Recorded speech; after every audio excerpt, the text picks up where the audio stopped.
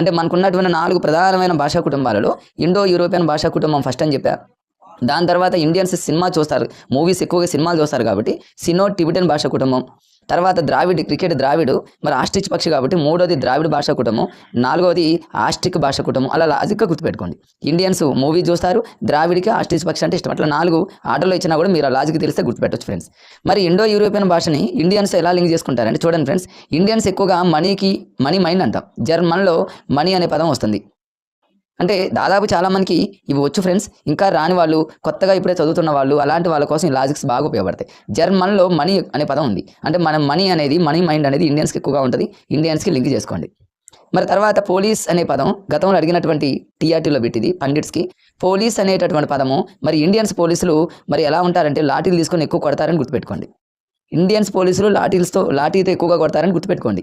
అంటే పోలీస్ అనే పదం వచ్చింది, లాఠీ అనే పదం వచ్చింది. మరి జర్మన్ అంటే మనీ అని గుర్తుపెట్టుకున్నాం.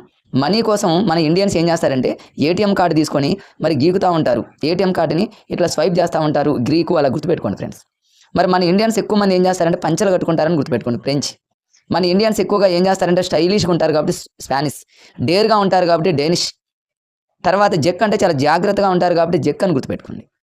తర్వాత వచ్చేసి రష్యన్ అంటే మన ఇండియా జనాభా ఎక్కువగా అయిపోయింది ఫ్రెండ్స్.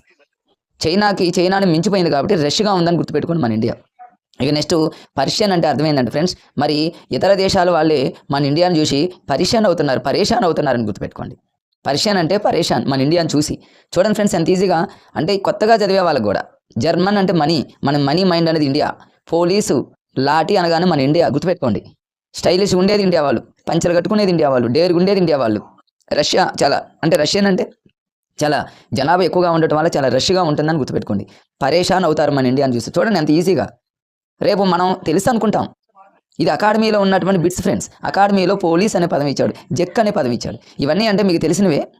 స్పానిష్, డేనిష్ ఇవన్నీ మీకు తెలిసినటువంటి సోషల్ కంటెంట్లో వస్తే. బట్ జెక్కు పోలీస్ అనేది మరి నాన్ మ్యాథ్స్ వాళ్ళకి కొంచెం ఐడియా ఉండొచ్చు, కానీ మ్యాథ్స్ బ్యాక్గ్రౌండ్ నుంచి వచ్చిన వాళ్ళకి జెక్కు పోలీస్ అనే పదం కొంచెం కష్టంగా ఉంటుంది. కాబట్టి మీరు పోలీసులు, లాఠీలు అంటే మన ఇండియాని గుర్తుపెట్టుకోండి. జెక్ అంటే చాలా జాగ్రత్తగా గుర్తుపెట్టుకోండి. ఇండియా వాళ్ళు జాగ్రత్తగా ఉంటారని గుర్తుపెట్టుకోండి. ఇది ఎక్కువ మంది భారతదేశంలో అత్యధిక జనాభా మాట్లాడేటటువంటి భాషలు ఇండో యూరోపియన్ భాష. అట్లా లాజిక్గా గుర్తుపెట్టుకోండి. దీని తర్వాత వచ్చేసి ఫ్రెండ్స్, దీని తర్వాత స్థానం సెకండ్ ప్లేస్లో వచ్చేసి సినో టిబెటన్. సినో అనగానే మీరు సినిమా అని గుర్తుపెట్టుకోవాలి ఫ్రెండ్స్. సినిమా. ఇక సినిమాకి సంబంధించి మీరు లింక్ చేసుకోవాలి. సినిమాని ఎలా లింక్ చేస్తారని చూడండి, నేను చెప్తా. సినో అంటే సినిమా అని గుర్తుపెట్టుకోండి. ఈ సినిమా అనేది ఒక్కొక్కసారి మనకి సినిమా బాగుండొచ్చు, ఒక్కొక్కసారి బోరు కొట్టచ్చు.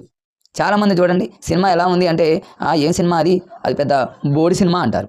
అదొక బోడి సినిమా అంటారు. బోడి సినిమా అనగానే సినో టిబెటన్ గుర్తుపెట్టుకో.